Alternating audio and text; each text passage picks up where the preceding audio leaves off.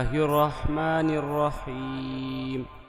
قل أعوذ برب الناس، ملك الناس، إله الناس، من شر الوسواس الخناس الذي يوسوس في صدور الناس من الجنة والناس.